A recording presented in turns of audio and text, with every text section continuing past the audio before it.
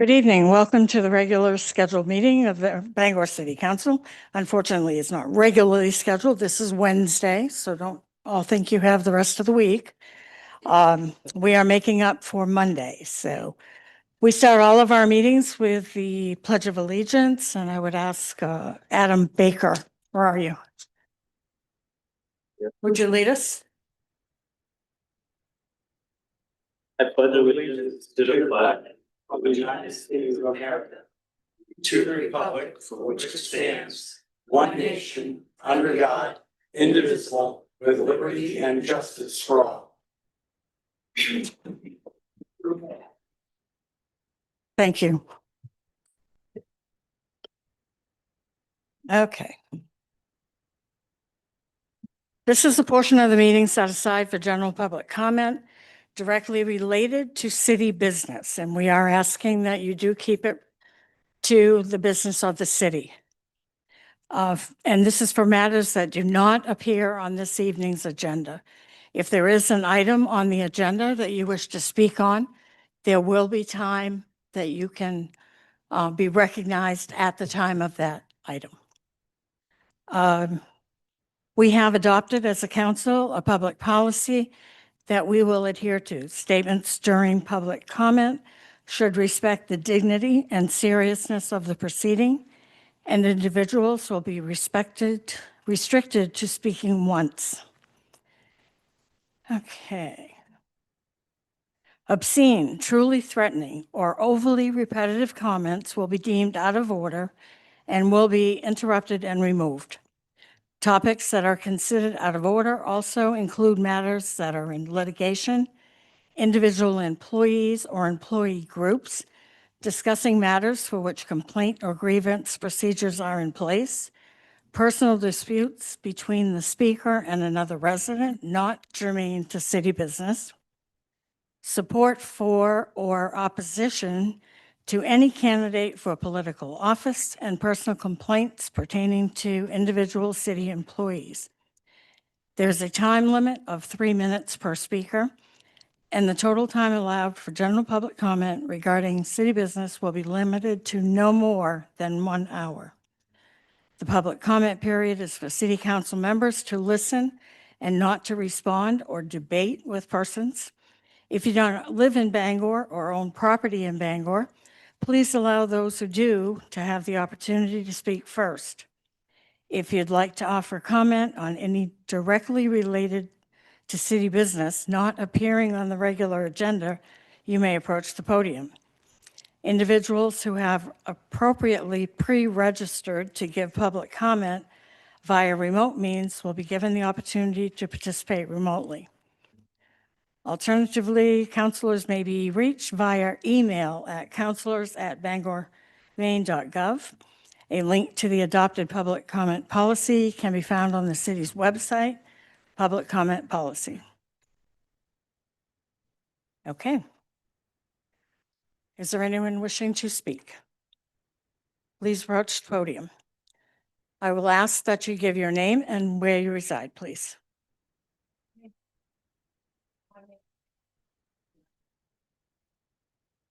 Center. There we go. Pamela Prue-Curry, Executive Director of the Maine Multicultural Center. And I'm actually here tonight representing Kimberly Boucher, who was unable to attend but wanted me to read this statement. So Kimberly Boucher says, I'm a resident of Bangor. I'm also Secretary of the Board of Directors of the Maine Multicultural Center, an organization that supports refugees, asylum seekers, and voluntary migrants as they arrive to help them get settled and become integrated members of our community, strengthening our workforce as drivers of economic growth and create a diverse culture mosaic that we all benefit from. I'm also a former Peace Corps volunteer. Over the course of my career, I've been welcomed as a stranger in foreign lands. I've had caring neighbors who helped me to integrate into another community that patiently supported me as I clumsily adapted to a new culture and struggled to communicate in a new language. In countries in West and East Africa, I've been welcomed by caring community members who took the time to find understanding through language barriers, who fed me, who walked together with me as I found my way. I feel it's my duty to be of service to others in that way as well. Aside from our indigenous community, our ancestors were all strangers here on this land at some point, and that should give us some empathy as we look at this current immigration situation. I'm looking to the council today to do anything that you can to ensure that immigrants, people of color, and indigenous people who are currently being treated by the immoral, unethical, and unconstitutional racial profiling by this increased presence of immigration and customs enforcement in our state can feel some measure of safety.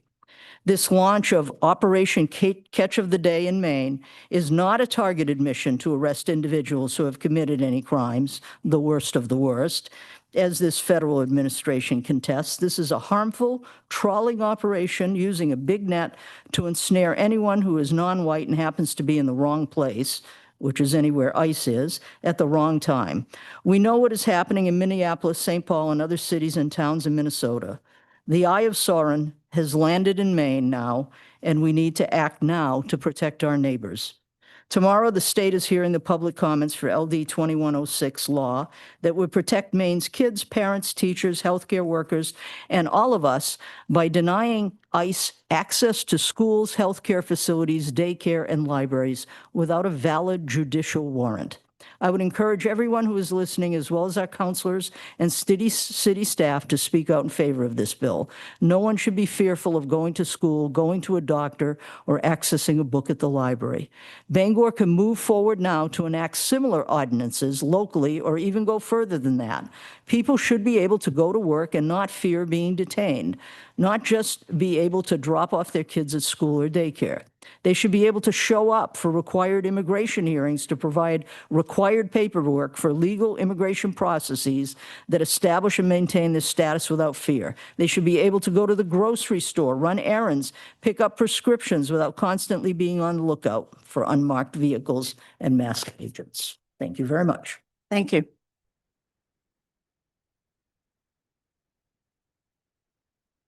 Hillary Simmons, resident of Bangor. Thank you, Mayor, and the members of City Council. I am speaking today regarding a presentation made to the Equity Committee on January 27th, 2026 by Jaden Wilson concerning a proposed resolution to declare Bangor as transgender sanctuary.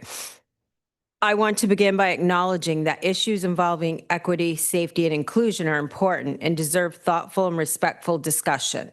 Because of that, it is especially important that information presented in support of such proposals is accurate and that proper process is followed. During the presentation to the Equity Committee, it stated that 800 people had signed a petition in support of this resolution. However, to date, only 188 signatures have been received. Those signatures include individuals from outside the city of Bangor, from other states, and even other countries, as well as minors. As a result, we do not have a clear or reliable indication of what the residents of Bangor actually want. If the City Council is going to consider a resolution of this significance, it is crucial that the voices of Bangor citizens are clearly identified and verified. Discussions of this magnitude should be based on accurate data, local input, and a transparent process. I also have concerns regarding procedures. Simply, I am questioning how Councillor Beck has the authority to speak with the city manager about this proposed resolution without a vote being taken by the Equity Committee. If matters are being advanced outside of committee action and without a recorded vote, that raises concerns about transparency and adherence to established processes. At the same time, I believe the city must remain focused on its most pressing priorities. Bangor needs to continue bringing businesses into the city and strengthening economic development. We also have a responsibility to prioritize the needs of our elderly residents, our veterans, and individuals with disabilities, many of whom depend on the city for essential services and support. These are fundamental responsibilities of local government, and they are directly impacting the daily lives of Bangor residents. I am not suggesting that important conversation be avoided. I am asking that they be handled accurately, transparently, and in a way that reflects both proper process and clearly demonstrates the needs and voices of the Bangor community. Thank you. Thank you. Madam Chair, if I could, just a clarification. I never said I would speak with the city manager. I recommended that the committee speaks with the city manager. Thank you. Please. I'm Rory, born and raised in Bangor. I do want to be respectful of everything that you just said about what we're speaking about, but I do feel like what I'm saying, it will be relevant. And I'm not a public speaker, so bear with me. Madam Chair, members of the council, I want to address a claim we keep hearing in this room that cutting off hateful speech are acts of violence by dangerous, violent left and progressives, and that the First Amendment somehow guarantees unlimited access to this microphone. It does not. The First Amendment protects people from government punishment for their beliefs. It does not entitle anyone to commandeer a public meeting, ignore rules of order, or use civic space to advocate harm against their neighbors. Rights are not a magic shield against consequences. They were never meant to be. Public comment exists so residents can participate in governance, not to intimidate, threaten, or deliberately inflame. That behavior doesn't make someone a martyr. It makes their argument laughable. This council is not silencing anyone by enforcing time limits or rules of conduct. It is doing its job. Those rules exist so everyone can be heard, especially the people who are most often talked about and rarely listened to. If someone's freedom of speech does not mean freedom from accountability, and I want you to listen to that, it does not mean freedom of accountability. Civility is not censorship, and protecting vulnerable communities is not oppression. If someone's worldview collapses the moment they're told to follow basic rules, if it can only survive by provoking, posturing, and throwing tantrums, this is not evidence of tyranny. It is evidence that the ideology itself cannot coexist with democracy. I urge this council to continue enforcing its policies without apology, and to remember who public institutions are meant to serve: the whole community, not just the loudest voice, not just the most hateful one, and not those who mistake cruelty for courage. This forum is not your personal amphitheater for your dangerous and harmful idiocy and evil rhetoric. Thanks. Thank you.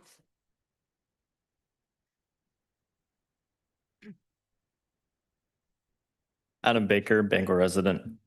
I'm here for the purpose of asking the city council and the city of Bangor to take a stronger stance on ICE.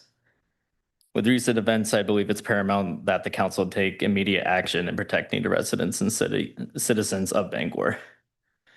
One way of action is saying that the city of Bangor will not enter a 287G agreement with ICE.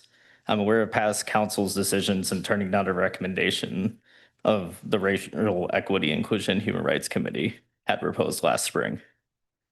I urge you and the council to please see the harm in doing nothing once again. People are scared to go outside and exist at the risk of being snatched by mass thugs of the state, never to be seen again. I do not want the city of Bangor to have a senseless tragedy like what happened with Keith Porter Jr., Renee Good, Alex Brady, and all people we don't know about. I ask you to have Bangor leading the charge against this cruelty. Give safety to your constituents that you will protect them. Bangor is a welcoming city for all. Let us protect it for all. Thank you. Thank you. Don't start me yet.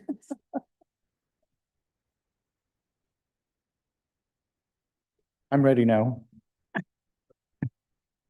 Good evening, members of the council. My name is Scott Party, and I'm a citizen of Bangor. And I'm passing around tonight, I've passed around a fact sheet for a proposed budget freeze and tax relief. I know it's early to start talking about the budget, but the time has come that we need to start now to avoid any tax increase on the citizens of Bangor.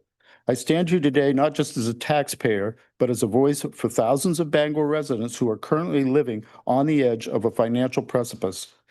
I'm here to deliver a simple, urgent plea. Stop stop any property tax hikes. When you sit in this chamber, you are charged with the welfare of the entire city. That doesn't just mean the high-profile developers or the municipal departments. It means the senior citizens in Fairmount who is choosing between heating oil and groceries. It means the young family in Little City wondering if their first home was a mistake. And it means the middle-class workers who are the backbone of this economy, but are seeing their wages swallowed by the rising cost of living. Some are saying that there will be no choice, but I see the just-in-case accounts. I see the undesignated fund balance and the overlay surpluses, taxpayer money sitting in reserves while the taxpayers themselves are drowning. Using these funds isn't physically irresponsible. It is exactly what a rainy day fund is for, and for many in Bangor, it is pouring. Increasing taxes isn't just a line item. It is a displacement policy. Every mill rate or any increase in taxes pushes another family toward the exit. We ask you to freeze the budget. Look at the $850,000 existing in savings and reserves before you look at our checkbooks.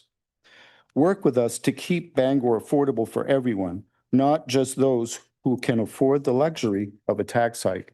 And, you know, I was thinking on the way, somebody asked me which direction I lean towards Republican or Democrat. And I said, I'm an independent. And I was looking at each and every one of you, and I voted for each and every one of you. So you work for me, and you work for all the citizens of Bangor. And I'm really proud of what you do. It's a thankless job, I know it is, and you get a lot of grief. And you hear a lot of stuff that you don't need to hear, and it's very difficult to get your job done when you're dealing with all the other stuff that goes on. But the most important thing that you can do is make sure that all your citizens are taken care of. Thank you. My name is Richard Chalser. I'm not representing the Bangor area, Bangor Recovery. I'm representing as a coalition. We have funds coming out. They're being dispersed. We have the opiate fund money. We have the homeless community money.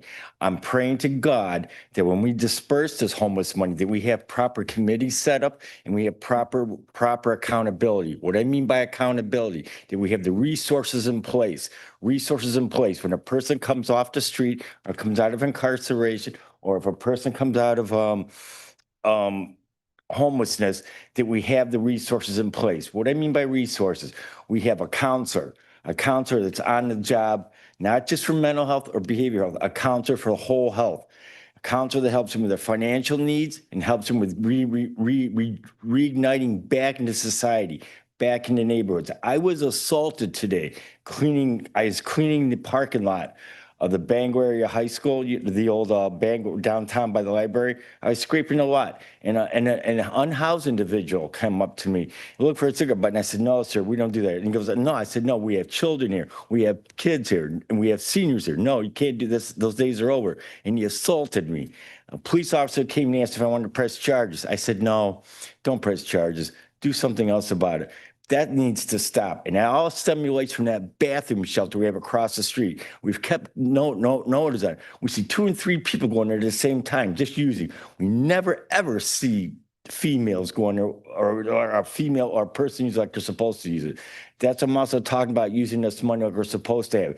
Have the proper counseling services, proper people that are educated. We want the medical model and the peer support model. Merge them together. There's not just one solution. And like I'm going to repeat again, I used to work at an organization by the Salvation Army. We started a program in the early 90s called PASS, Pick Up, Assess, Shelter, and Serve. We have the highest national per capita success rate than any program in the country. And we have a lot of private investors and people. Might want to look at it on the internet. I gave it to Counselor Beck. Thank you. Have a good day. Thank you.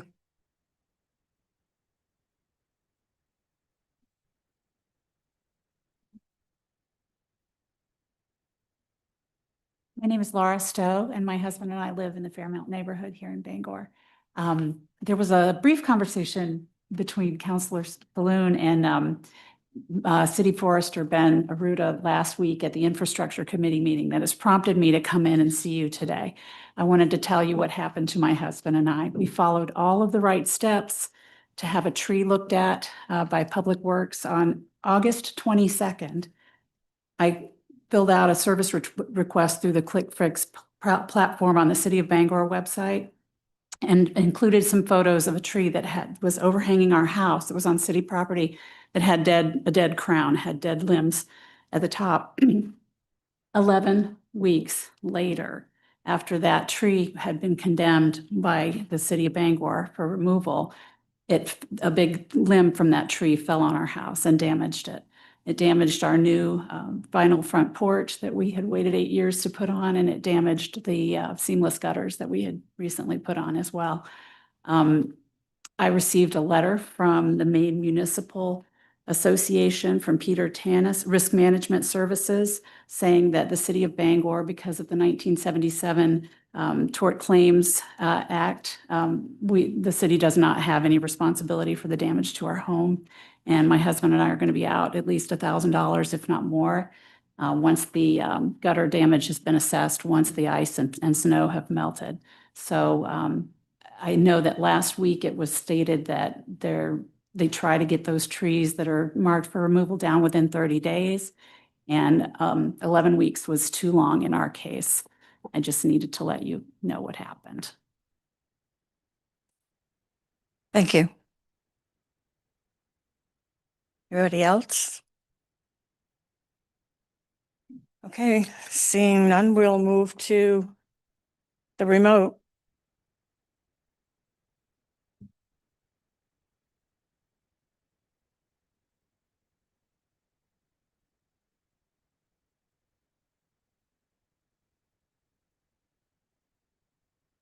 Mr. Lance, are you there?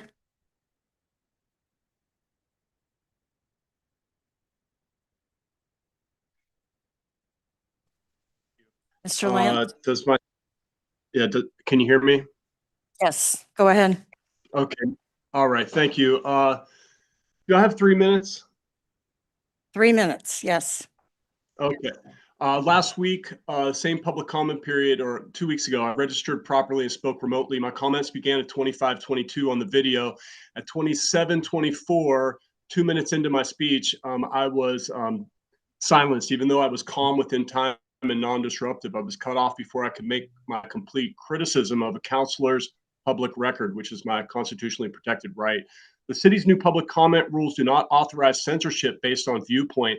Labels such as out of order, dignity, or seriousness cannot be used to silence germane criticism of elected officials, including the gentleman who throws pens at people in the audience. Courts look to what triggered the cutoff here. The trigger was the identity of the official being criticized, and that's when you cut me off. It was not my conduct. So that's your conduct versus content, and you're going to lose this one. I do have a demand in with your city now, and I have not received a response. You might want to look at that. That is a federal civil rights demand letter. That is something to be taken seriously. That matters because this public comment period is a limited public forum. In such a forum, the city may impose reasonable time, place, and manner, but it may not engage in viewpoint discrimination. That's settled law. Look it up. Rosenberg versus University of Virginia. You guys should get used to these terms. You really got to brush up on the First Amendment. It's important to protect that for your citizens, all of them, the ones who love the chubby lesbians in your audience that read AI, and regular people who like white guys who fight for European rights. Supreme Court has also been clear that offensive, unpopular political speech is protected. It's Mattel versus Tam. Also, you can't stop anybody and say that there was some kind of violent thing unless it's really realistic. It has to be imminent. That's Brandenburg versus Ohio. Heckler's veto, when your crowd yells and you need to create order, you need to calm your crowd, not the speaker. The speaker's voice is protected. Anything he says, whether it's harsh or profane, also is covered. That's Mattel versus Tam, Cohen versus California. McIntyre versus Ohio says anonymous political speech is allowed. So your sign-up period to speak is actually on shaky constitutional ground. You may want to look at that. You can't do that because it does chill freedom of speech. Look at the raised eyebrow from the gentleman who throws pens at people he disagrees with. Well done, gentlemen. Hey, buddy, you know how to control yourself. Today, it looks like you're controlling yourself. Good job, buddy. Try not to throw a pen at anybody in your audience you disagree with. We have another speaker who actually there was manslaughter over protected speech. You know, so somebody said something they didn't like, and a council member participates in the gentleman being deceased. Madam Chair, So point of order. Go ahead. The crowd, I'd like silence for the speaker. Yes, please. If you're in the audience, hold your comments while we have people speaking. It is disruptive. I Go would ahead, like Mr. Lance. my time. I would like my time, please. Tell me how much time I have left. I would like a credit for whatever cost me there. Do I have 30 seconds? Maybe 10. 10 seconds, Mr. Lance. You cut my whole thing. I'm allowed to say that your fat lesbians and homosexual guys in your crowd don't get to determine what free speech is. Neither do you, you boomer. And neither do you, punk, for throwing a pen. And that is my right to tell you that. And you guys better follow up on that demand letter. Taking that Time very is up, seriously. sir. You should too. Okay. Mr. Ward. Can you hear me? Vaguely, yes, but I heard you. Thank you guys for respecting free speech tonight. I have a little speech here to read, and here it goes. Ladies and gentlemen of the Bangor City Council, good evening. I stand here before you today as a proud resident of this great city, urging us to take a firm stand in support of ICE, immigration and customs enforcement, the brave men and women who protect our borders and our way of life. In a time when chaos threatens to overturn our communities, ICE is the shield we need against those who conspire to tear our nation apart. Let's not mince words. The radical leftists who protest against ICE often find themselves on the wrong side of the law. We've seen them get arrested time and time again, their tantrums leading to their own downfall. And yes, hilariously, sometimes they've even met fatal ends in confrontations they provoked. How ironic. The very activists screaming about injustice end up as a cautionary tale. But enough mockery. This is serious. Bangor must crack down on left-wing violence before it escalates. These agitators aren't peaceful protesters, they're instigators, promoting attacks on our ICE heroes. We need stricter ordinances, more patrols, and zero tolerance for their riots and threats. Our city should be led by example, showing Maine and America that we won't bow to anarchy. Moreover, I encourage every patriot who's here to stay vigilant. Document and save information on those leftists openly calling for violence against ICE. Share it responsibly with the authorities. It's our civic duty to expose the dangers lurking in our midst. Leave reviews on businesses that stand with illegals over American citizens, and keep calling the ICE tip line to report ICE sightings. I think right now with the cold, we have plenty of ICE to report on. At its core, this is about saving America, the heritage, our values, and the future we built. Our ancestors forged this through grit and sacrifice. We owe it to them and to our children to preserve it. And let's rally together, Bangor, support ICE, crush the left, and secure our existence. We must secure the existence of our people and a future for white children. Thank you. Thank you. Mr. Hassler? Yes, good evening. Am I coming through all right? Yes. Go ahead. Okay, great. Good evening, City Council and fellow true Americans of Bangor. Listen closely because what is happening here is no accident. It is deliberate and contrived. It is part of a larger design to destroy our people, our heritage, and our future. You have allowed someone who served prison time for taking a human life to sit in a position of authority over us, deciding the fate of our city while you viciously silence the legitimate protests of the men and women whose ancestors built this nation with their blood and sweat. The deeper disease is your complicity in the systemic flooding of Maine with third world immigrants. That is why I'd like the council to take a much harsher stance on the immigration topic, and I'd like them to stand with ICE. Many of these third worlders are criminals, parasites, and destroyers. Crime rises in Bangor. Assaults, thefts, drugs, disorder, while the rest of the state sees declines. You resist full cooperation with federal authorities. You entertain measures that hamstring local enforcement. You stand by as the alien tide rises, bringing gangs, violence, and decay into our neighborhoods. This is not incompetence. This is treason against your own kind. And when the true heirs of America's founding stock, the white descendants of the pioneers, the builders, the warriors, dare to speak out against the genocide by replacement, what do? You gag them. You cut speakers off without cause. this is no different than pouring sand down the throat of the speakers here in America. You're murdering liberty by gagging it to death. This is not the application of rules. This is suppression. This is a contemptuous disregard for Robert's Rules of Order, a blatant flouting of open government principles, all to protect your unfit counselor and shield the alien invasion from criticism. Our race built everything worthwhile here. We created the prosperity, the order, the civilization. Now we're being erased deliberately by policies you endorse or fail to oppose.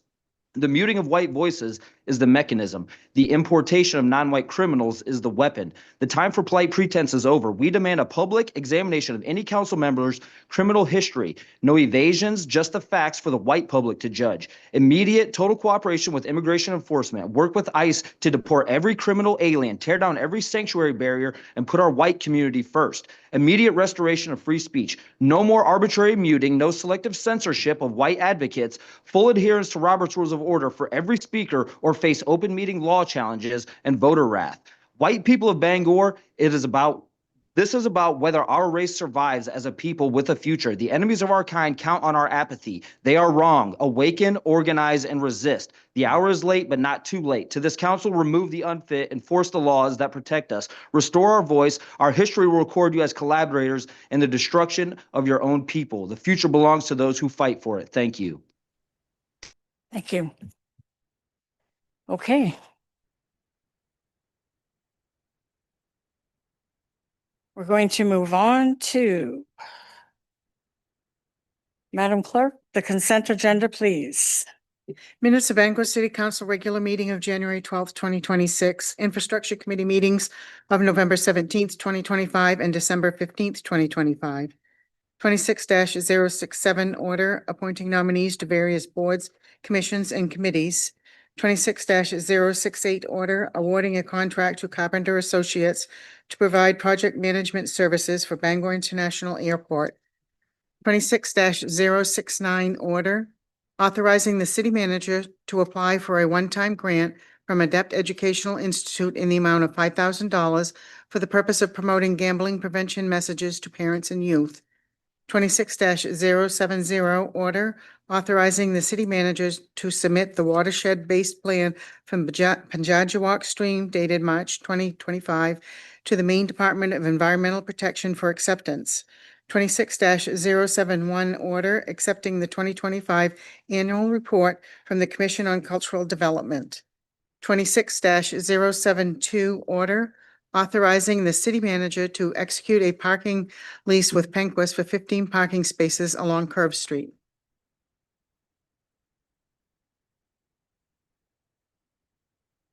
I have a motion. I move passage of consent agenda. Second. The consent agenda has been moved and seconded. Is there any discussion? Objection? Seeing none, the consent agenda will have passage. Referrals to committee and first reading. Madam Clerk. 26-073 ordinance amending the code of the city of Bangor by changing the restrictions on short-term rentals in tiny home parks and manufactured home parks. First reading and referral to planning board on February 3rd, 2026. 26-074 resolve authorizing $450,000 from the stormwater unassigned funds account for construction of a stormwater trunk line for the Sanford Brook drainage area. First reading.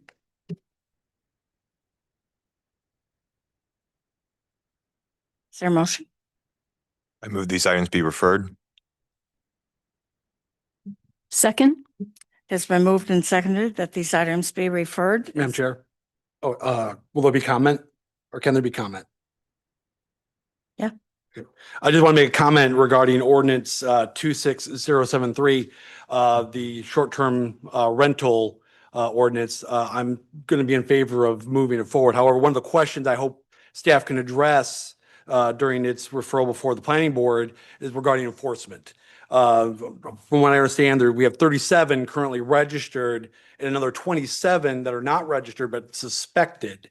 And I guess my concern is we've got a situation where the folks who went through the proper procedures and got the proper registration and everything and paid the fees are being punished while the ones that didn't register are more or less getting rewarded with no enforcement. So I would like to hear more about how we're going to handle enforcement going forward before we widen the net, so to speak. Just want to make sure we get a handle on enforcement. Councilor Leonard? I actually just wanted to commend staff for the authorization of that we're referring to for the stormwater unassigned from our unassigned fund balance. It was a very creative approach, a very unique opportunity, and I just want to commend staff for the work of putting that forward. It was very much appreciated. Thank you. Any other comments? If not, it has been moved and seconded to send this to referral. Is there any objection? Seeing none, the items will be referred.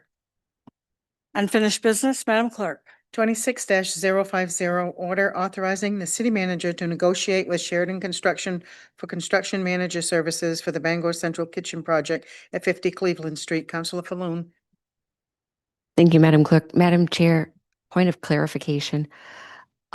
I believe we still have outstanding questions on this item. And I'm just wondering if we should move this forward. It's entirely, is that your desire to lay it over?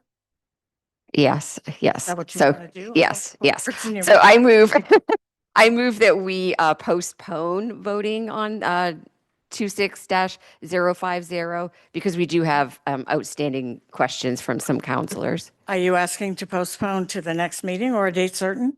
The next regular council meeting, which is 2 weeks, February 9th. Yes, please.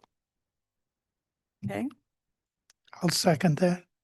Okay, it has been moved and seconded that item 26-050 be postponed to the February 9th city council meeting. Councilor Leonard. I understand the questions that that some counselors may still have on this. I'm going to vote no on postponing. We have had a lot of time to have our questions answered, and I feel like now this is causing us to drag our feet on part of the planning process of seeing the fuller picture of this project. And I want to go ahead and get started with that so that we can have much better pointed questions at this project. Because right now, a lot of the questions that we have are referring questions to incomplete answers that we're not going to get unless we actually go forward with the actual planning of this project. So I'm going to vote no on postponing this. Wait, Councilor Fish. It was my understanding as well. We had a lengthy Q&A at committee the other evening. And again, a lot of questions were asked that could not be answered because this resolve will allow further investigation in order to answer those questions. So this move is to basically give permission for additional information to be obtained. It's definitely not a decision that we're making to start building tomorrow, but it's an initial and important decision in order to accumulate the information we need to better answer the questions we need to decide if we're going to move on. That's my understanding. Okay, Councilor Mallor. Having already spent in excess of, I believe, what we were told, $500,000 on this project, it seems like economic development should have answers to the questions posed. I don't like spending $500,000 for nothing. And if we don't have the answers now, we're probably not going to have them. I will be voting in favor of postponing. I'm sorry, in favor of postponing? Yeah. Okay. Councilor Dean. The $500,000 that was spent, I believe, would be just thrown right out the window if we don't go forward with this order to figure out exactly where we're going and so that the questions can be answered. I don't recall the exact amount, but I think it's a very small amount to add on to what we've already spent in order to move forward so that we can answer the questions that we've all been asking. So I will not be in favor of postponing. Okay. Anybody else? Okay, it has been doubted. Yes, Councilman. I just wanted to make sure that we got as many questions answered as possible. I am happy to proceed with this project because I am very much in favor of it. So I just wanted to make that point. Well, it was. Pardon me?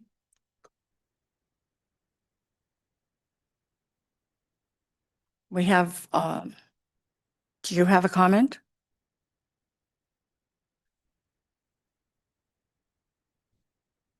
Yeah, there is. On the motion to postpone? Is this on the motion to postpone or on the item itself? Okay, no, it's not. I don't think that there should be public comment unless they're talking about the motion to postpone. Okay. The only comment will be on this motion to postpone. So it was moved and seconded, but it was doubted, so we would need to have a roll call vote. Yes. Okay. Madam Clerk, roll call vote, please. Counselor Beck, No. Counselor Carson, No. Counselor Dean, No. Counselor Falloon, Yes. Counselor Fish, No. Counselor Leonard, No. Counselor Mallor, Yes. Counselor Hawes, No. 2 yes, 6 no.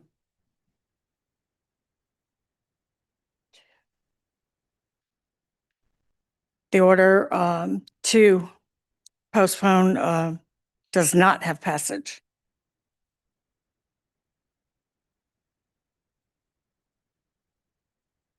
Point of order. Talking to me now. Mwah. Yes. Do we then go with the original? Yes. Order We go back to- to the Thank original you. order. Now we can have public comment. So we are now back to the original order 26050, and we will take comment here. Still needs to read the order. though. Yeah, she's going to. Go ahead. No, she has to read the order again. It hasn't been read. She just. Okay. Point of clarification.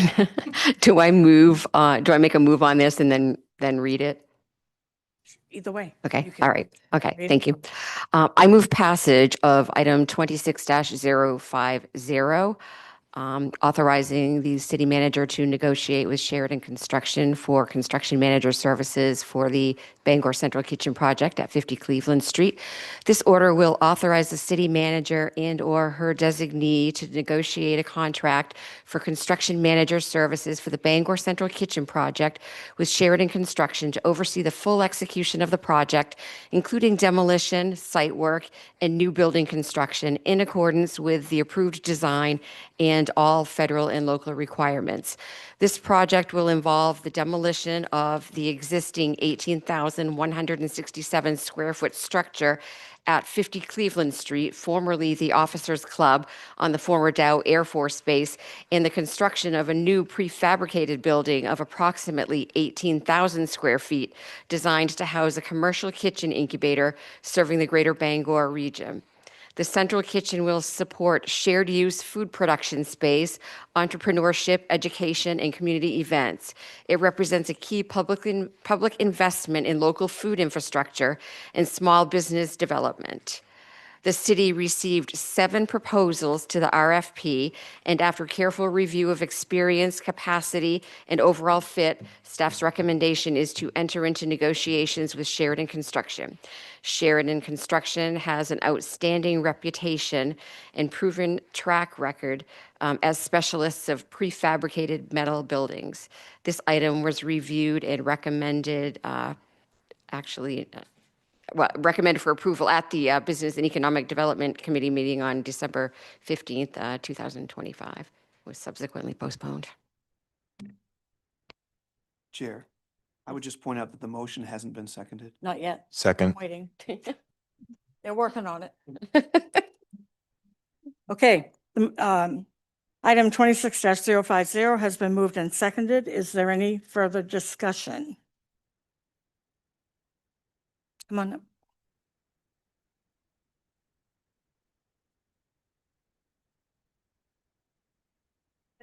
Project raised concerns that have not yet been fully addressed in a way that builds public trust. First, cost and sustainability. We've heard projections, but projections are just guarantees. What happens if construction costs rise, operating expenses exceed expectations, or grant funding disappears? Too often, projects begin with outside money and end with local taxpayers carrying the burden year after year. Before moving forward, the public deserves a clear, realistic breakdown of long-term operating costs and who will be responsible for covering them. Second, transparency and oversight. Who will manage this facility? Who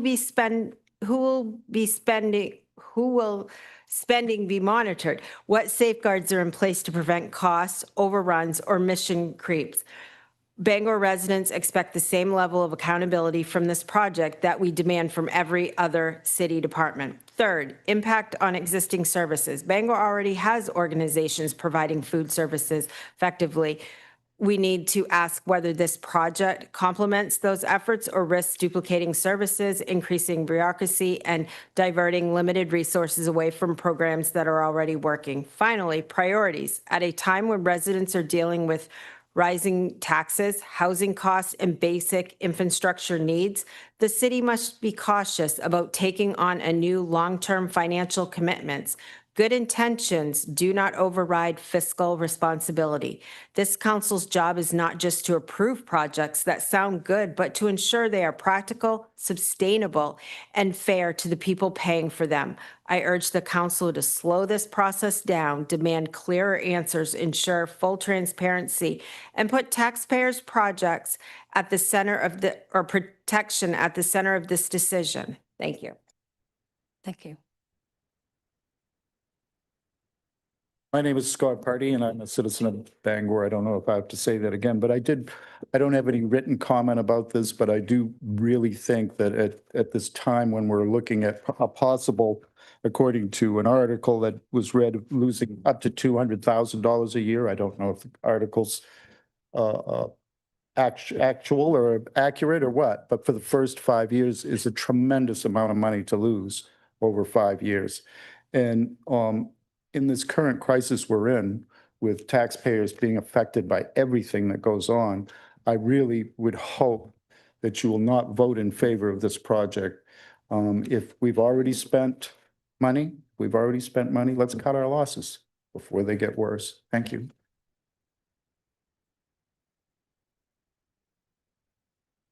What else? The item has been moved and seconded. Is there any further discussion? Councilor Beck.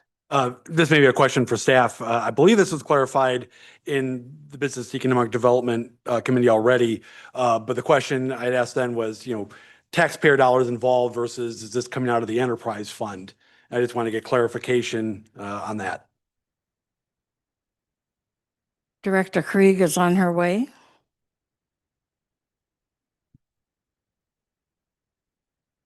Good evening, Ann Krieg, Director of Community and Economic Development. Yes, that's correct. The funds for operations as well as the construction are coming out of the enterprise fund. It's called the ED Fund, Economic Development. Councilor Mallon. And before you leave, where does the money come from that goes into the Economic Development Fund? And what would it be used for if you were not building a central kitchen? The city, as you know, the city has other properties that are leased and managed by my department. And so the funds that come from those leases, as well as the management of those properties, comes out of that enterprise fund. So there's a recent bond that had been paid off for a different project. And so when the previous city manager was creating the budget for this last year out of that enterprise fund that was sort of replacing what we were spending in that bond would be spent on the bond for this project. Would it be fair to say, oh, man. Go ahead. Would it be fair to say if we didn't do this project, that some of that money could be used to reduce the tax burden on the public? I'm not well versed on how, if the legality of transferring funds out of an enterprise fund into the general fund, but we can find that out for you.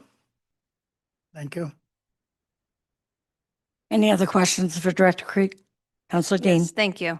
I believe that at our last meeting, the discussion of the 200,000 loss over 5 years was an old data that was being used, and that by authorizing this order for a construction manager, we would perhaps have new data as to whether it might be profit or loss. Is that correct?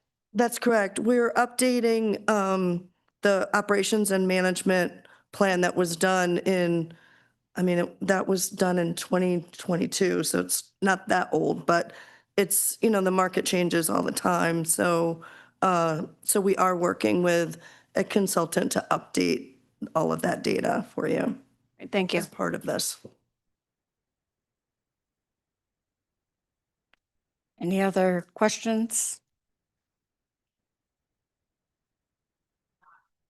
Being used for this central kitchen, does it give the availability to go back into the infrastructure in the city of Bangor to fix the sewer or water that we need to have fixed, opposed to building a central kitchen that UMaine has one?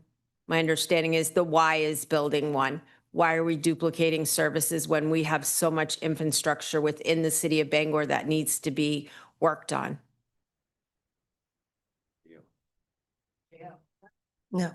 Again, the enterprise fund is a fund that's specific for a specific purpose, in this case, for the properties that the city owns.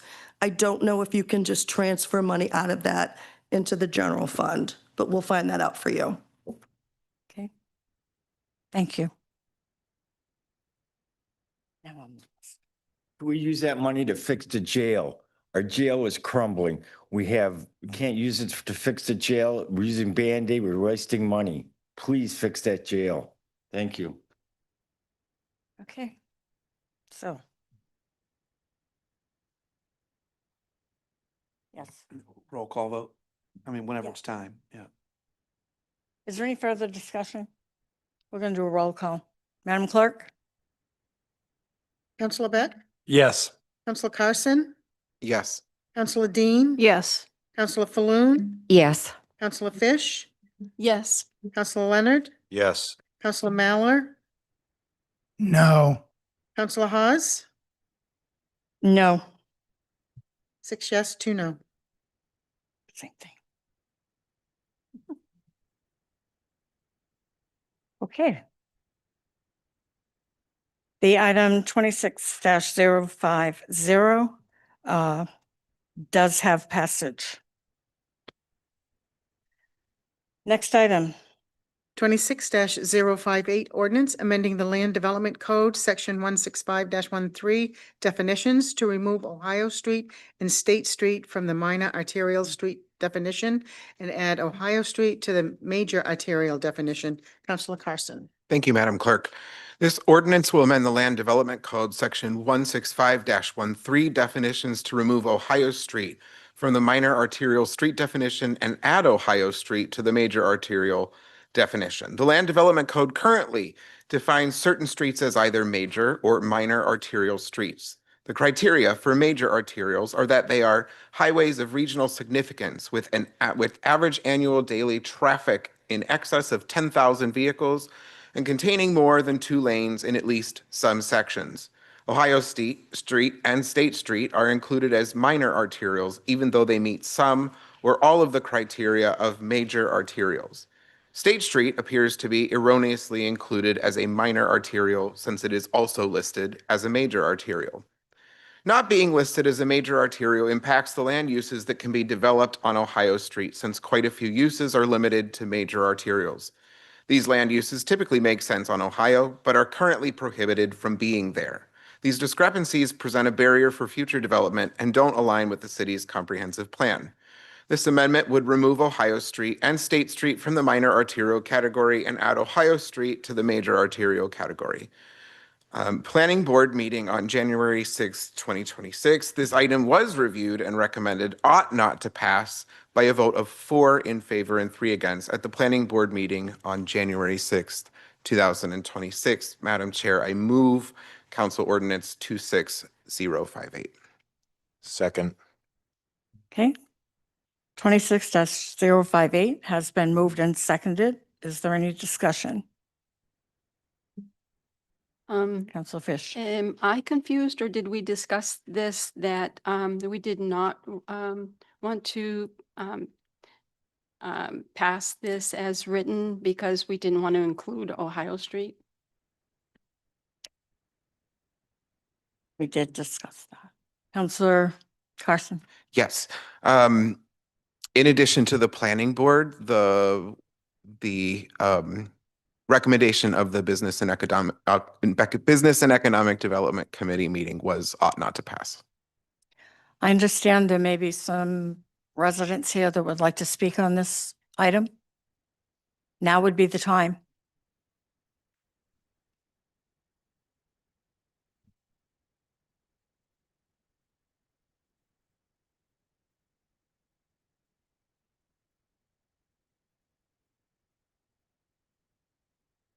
Thank you.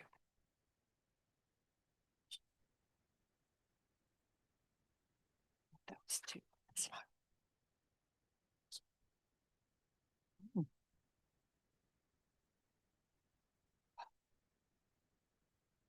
Jeffrey Forney, I'm a resident of Bangor, and I live on Ohio Street.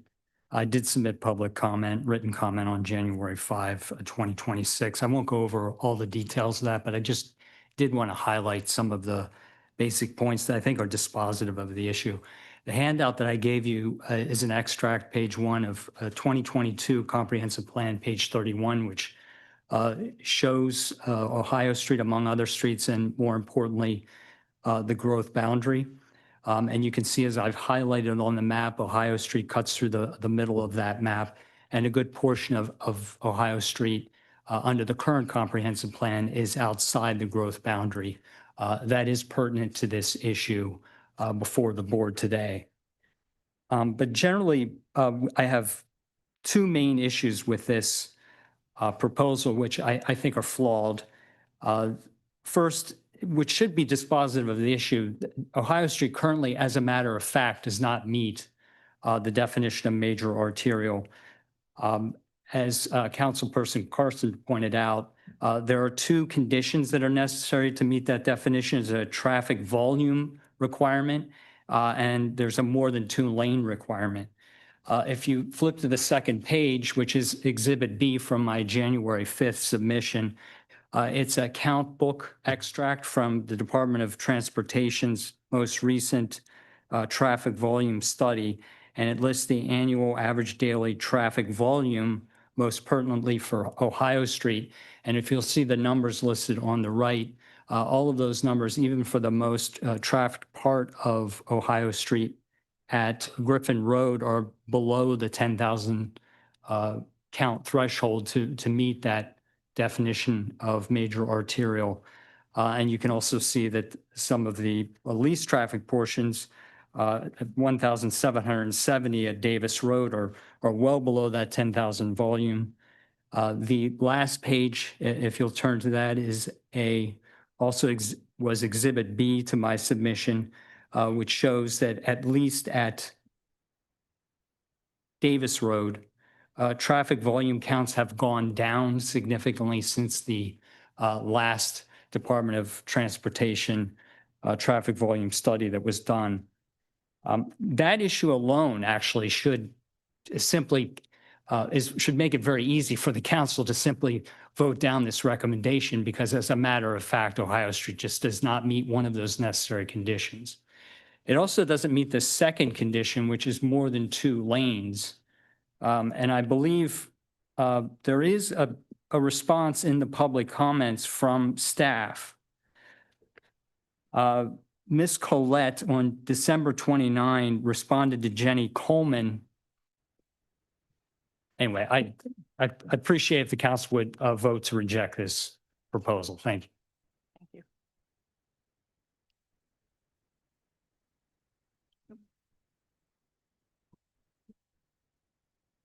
Good evening. My name is Joe Pratt. I'm a resident of Bangor. The recommendation from the Planning Board and from the Business and Economic Development Committee is that this change ought not pass. During the public comment portion of the Planning Board meeting, no one spoke to support this change. Every speaker rose to oppose it. And all the public input presented to the Planning Board, presented to the Business and Economic Development Committee, and presented to the City Council tonight, nobody has spoken in favor of this change. So why the opposition? We just heard that Ohio Street does not meet the definition of a major arterial street. It does not have daily traffic volume in excess of 10,000 vehicles. It also only has 2 lanes. From downtown to the Glenburn line, there's only 2 travel lanes. So there again, it doesn't meet the definition of a major arterial street. Also, in the December 18 letter to residents, there was a list of 11 uses that the letter described as not allowed on the entirety of Ohio Street. It went on to say that the proposed change would introduce new uses to Ohio Street. What new uses? Currently, there are more than 40 examples of existing uses that have been in place for years that are already on Ohio Street without being a major arterial street. What's more, there is already an existing process in place to approve future development and new uses. For years, the Planning Board and the City Council have followed this existing process, review and approval process, to approve many of these uses that are already on Ohio Street. Also, Union Street, Broadway, and Essex Street, all of which parallel Ohio Street, are all major arterial streets. There are miles of undeveloped land on those streets. And if there are traffic issues on those streets, then improvements on those streets ought to be made. We shouldn't change Ohio Street in order to make it a more attractive shortcut to traffic on those existing major arterial streets. Finally, the change would, in many people's view, destroy the little bit of residential feel that still exists on Ohio Street. Does the council wish to push out the existing residential uses to make room for more strip malls? We urge that you vote against this change. Thank you. Thank you.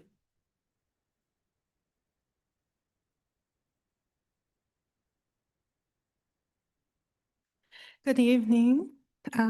Thanks for the opportunity to speak for hearing us out. My name is Sadie Francis, and I'm a resident of Ohio Street in Bangor.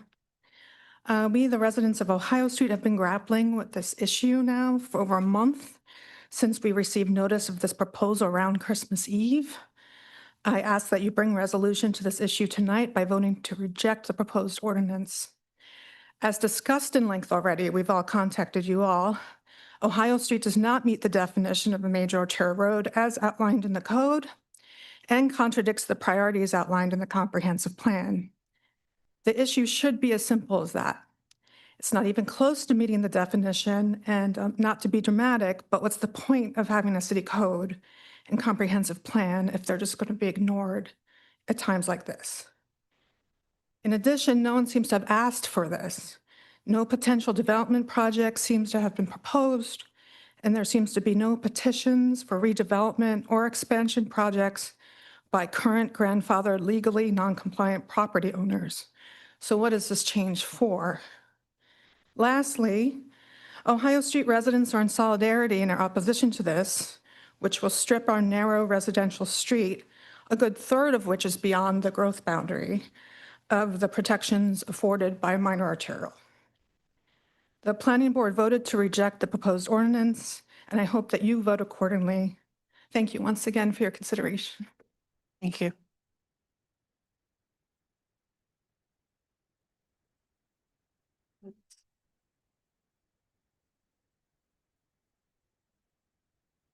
Good evening. My name is Paul Pasquin.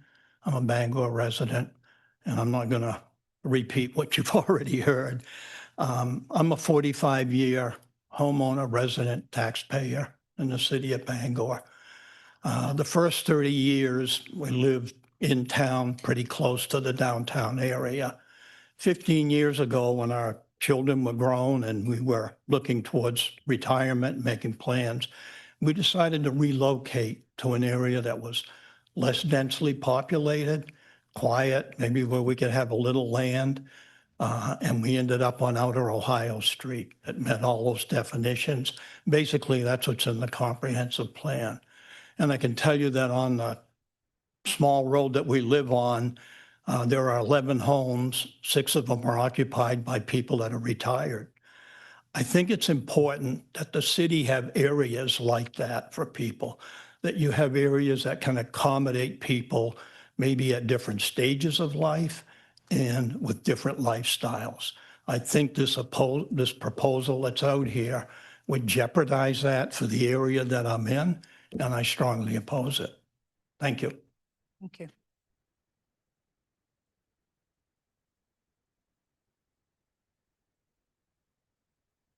Okay.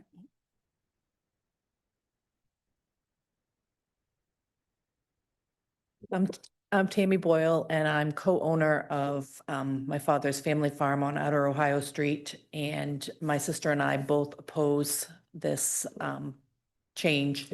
And I won't rehash what everybody else has already said because we've done it once, we've done it twice, and now we're doing it for number 4. So thank you for hearing us and have a great night.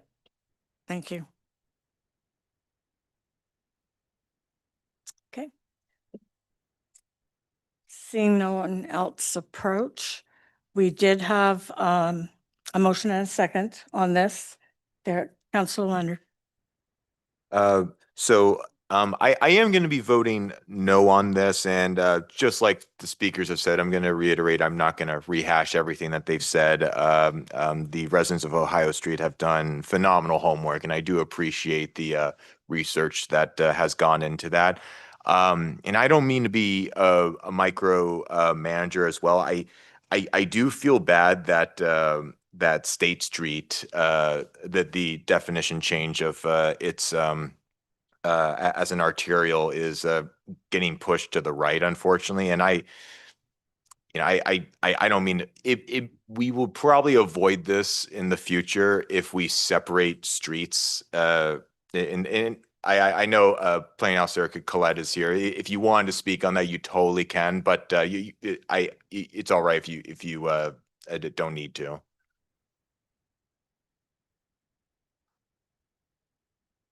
Turning on. Okay.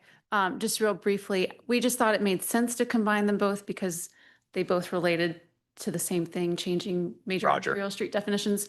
But if you want to separate them out, we can bring back another order later just to focus on State Street. Generally, we don't have things change in process because we have to re-notify. So we would just have to come back with a whole new order. So. Roger, thank you so much. Councilor Fish. I also would like to see in the future, maybe State Street come back. I think it's a completely different scenario. And I also will be voting no on this. Ohio Street, to me, I think I mentioned the other night, being in real estate's always been and always thought of as a residential street. And I just, I'm going to vote no for this. Any other comments? Councilor Falloon? I'm going to vote no too. And I appreciate that so many people showed up, not just tonight, but during our Business and Economic Development Committee meeting, because I think that we didn't realize how much this was going to impact so many people. And like, I know for me personally, I want to make a decision based on what's going to do the greater good. And I think in this case, voting no is going to do the greater good because it's going to negatively impact more people than it's going to positively impact, in my opinion. So I think that's just a perfect example of why it's really good to show up and voice your concerns about things. Thank you. Any other comments? Seeing none, this is an ordinance. We'll do a roll call vote. Madam Clerk? Counselor Beck, No. Counselor Carson, No. Counselor Dean, No. Counselor Floon, No. Counselor Fish, No. Counselor Leonard, No. Counselor Maller, No. Counselor Hawes, No. 0 yes, 8 no. Ordinance 26-058 has passage in the no. That's a little backwards. How would you like that stated? The vote failed. Well, I kind of liked. 26-058 ordinance has failed. There we go. New business, Madam Clerk. Public hearing, application for special amusement license renewal of Bangor Lodge number 244 BPO Elks, doing business as Bangor Lodge number 244 BPO Elks, 108 Odlin Road. Counselor Beck. Thank you, Madam Clerk. Madam Chair, I move we open the public hearing for application for a special amusement license renewal of Bangor Lodge number 244 BPO Elks, doing business as Bangor Lodge number 244 BPO Elks, 108 Odlin Road. Second? It has been moved and seconded. The public hearing will be open.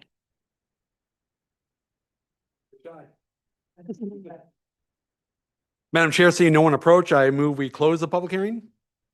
Second? The public hearing has closed. Madam Chair, I move passage of the application for a special amusement license renewal of Bangor Lodge number 244 BPO Elks, doing business as Bangor Lodge number 244 BPO Elks, 108 Odlin Road. Second? It's been moved and seconded. The application for special amusement license renewal of Bangor Lodge 244 has passage. And that brings us to the end of the agenda. Any staff comments, closing comments? Boy, how quiet they got.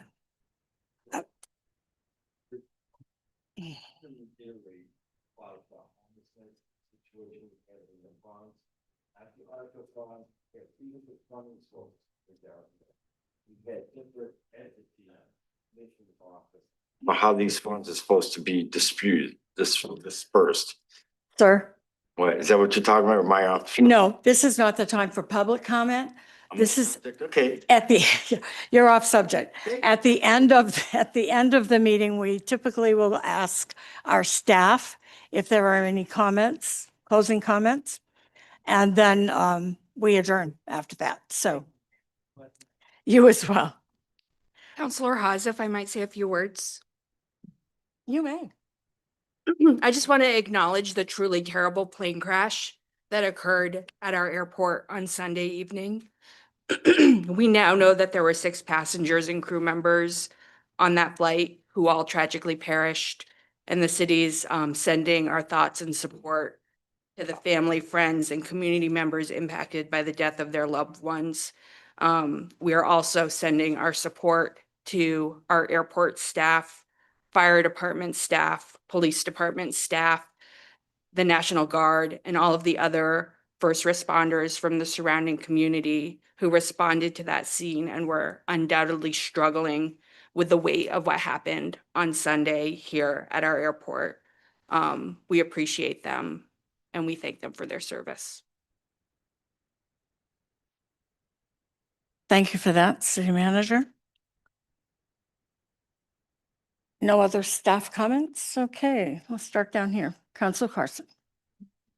I just want to echo the city manager's remarks and lift up Director Saavedra and the airport staff, as well as the police, the fire, EMS, Army National Guard, and folks who responded very quickly to that. And my thoughts are with those who lost their lives and their families. Good night, Bangor. Thank you. Council Beck? I echo all of those sentiments. Fact of the matter, this is a tragedy that's never befallen the Bangor International Airport. And a lot of people got thrust into something that, I don't know how I would handle it. The fact that, within a minute of the tragedy, we had first responders rushing headlong into a situation that it would take me a lifetime to forget. Heroes work has been done, and I just really want to lift up everybody who's involved in responding to this. And also to Director Saavedra, for these past few days, as the world has been waiting for news, he has been the face of Bangor and spoken wonderfully throughout this and provided as much information as he could, but really represented the city well. And I am grateful both to the director and to everyone who has been struggling with this. I see you and I appreciate you. And please, take advantage of all the resources available with counseling and you name it that is offered to you because you're important and we love you and we care about you. And again, I'm very grateful to all of you. Councilor Dean? I'm sure we will all be echoing the same sentiments, and thank you for everything you've said tonight. My heart goes out to all of the family members. This is a horrible tragedy, and I feel for everyone involved, including those in Bangor that had to also deal with the aftermath. But I do feel for the families of these individuals, and I hope they know that we truly care about them, and we're doing the best we can to help in every way. On a happier note, I do want to give a shout out to the Bangor High speech and debate teams. On Saturday, they won the first place in both speech and debate, so they are state champions. And I think we should be very proud of our young people. And I hope that we continue in this vein and continue with our excellent education in Bangor. And with that, I will say good night, Bangor. Very nice. Councilor Leonard? I do also want to echo the comments regarding Director Saavedra and our amazing staff who responded to the horrible tragedy that befell those 6 lives on the runway. And we're probably not going to get any meaningful answers for a year, 2 years out, and that's unfortunate. But I'm very proud of our staff for being heroic and admirable during these tragic times. And I was debating whether talking about this as well, just because it does affect Bangor, but it is more so a national topic. But after some of our Nazi speakers decide to bring this up, I feel like I have no choice but to bring this up. I have had multiple Bangor citizens come to me who are either they are here legally with their green cards. One of my friends is a Canadian who is a professor at the University of Maine who did not feel safe renewing his driver's license. I have multiple friends who have come to me worried about themselves, their loved ones, regarding the immigration customs enforcement as that department continues to violate all of our constitutional rights. And I have a lot more to say on this subject because it's very near and dear to me. But things are getting crazy. Things are getting out of control. We're in a constitutional crisis at the national level. And I do want us as a council to again consider an ordinance regarding ICE. But I'm going to suggest one that actually has teeth this time. These people are an enemy to the American people. And it's not a very good look when you have Nazis advocating for you. I'm going to stop before I get more angry, but have a good night, everyone. Council Fish. Well, I'm going to keep my political opinions at bay. And because my thoughts and heart are with the families and those that are at the airport and have been at the airport, our team that I'm incredibly proud of and that I have not been able to stop thinking about. You know, Jose has been the face of Bangor, and I've been very proud. I can't imagine the stress that he and our other first responders are going through. And I want to give them all my attention and support that I can. And the families that lost their loved ones. I think that's where my attention is. And for the citizens of Bangor and Bangor as a whole, I'm very proud of how we've handled this. And I hope we never have to experience another tragedy like this again. On a positive note, I have greatly enjoyed noticing that daylight days are getting longer. With that, good night. Council Miller. Thank you. I also agree with what's been said as far as the tragic accident at the local airport, but, you know, we're strong and we'll get through it. And we have to think positively about what's going to happen in the future. And with that, good evening. Council Falou. I also want to express my gratitude to the emergency responders, the airport staff, the Army Guard, the National Guard, and my heartfelt sympathy to the families of their loved ones who perished in the plane crash. I also want to acknowledge a rally that took place Sunday here in Bangor in honor of Alex Preddy. It was to remember a life lost and to affirm that people matter more than politics or power. I just want to say that I'm fully committed to supporting anti-ICE efforts in the city of Bangor, you know, unless they truly are violent criminals. And of course, that's different. What we're seeing nationally isn't normal. I don't think that we can pretend that this is happening somewhere else anymore because it is happening in Maine. It's not acceptable. It's not who we should be. Fear-based enforcement, cruelty disguised as policy, and the erosion of basic human dignity have absolutely no place in our community.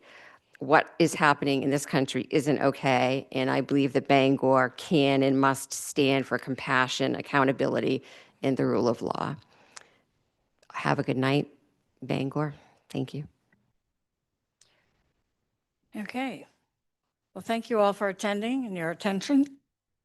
I think you've heard a lot of people spoke. So with that,